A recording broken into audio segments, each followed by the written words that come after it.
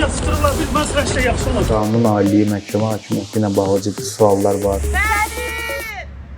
Azərbaycanda büdcənin strukturu ilə bağlı belə çox ciddi bir dəyişiklik yoxdur əslində. Büdcədən elmə ayrılan vəsait ümumdaxili məhsulun cəmi 0,2%-nə bərabərdir. Məncə hamımız razılaşarıq ki, Azərbaycanda nəinki minimum əmək haqqı, 410 manat özü belə insanların normal şəkildə yaşaması üçün kifayət edəcək bir məbləğ deyil. Mən hesab edirəm ki, əgər Azərbaycanda biz dayanıqlı özəl pensiya fondlarını görmək istəyiriksə, İlk növbədə ölkənin biznes mühitində dəyişikliyə gedilməlidir. Bəzən o 130-140 məhsulun içində elə məhsullar var ki, onların qiymət artımı 60-70%-ə qədər çatır. Maaşların artımı indeksləşmə daha çevik olmalıdır. Çünki ötən il ərzində əhali bu qiymət artımlarından əziyyət çəkib. Azərbaycanda bəzi hallarda insanlar çalışsa belə onlar rəsmi əmək müqaviləsinə sahib olmurlar.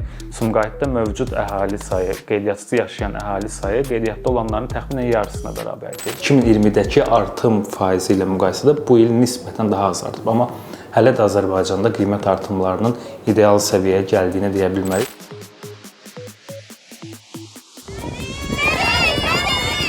Bizim rəsmi statistik göstəricilərimiz reallığı əks etdirmirsə və real vəziyyəti göstərmirsə, bizim tətbiq etdiyimiz siyasət mexanizmlərinin də uğurlu olmaq şansı yoxdur. Azərbaycanda biznes mühitinin liberallaşdırılması, xüsusilə xarici kapitalın ölkəyə gəlməsinin asanlaşdırılması, ölkədə rəqabət mühitinin daha da inkişaf etdirilməsi bu gömrük siyasətinin effektivliyini artıra bilər.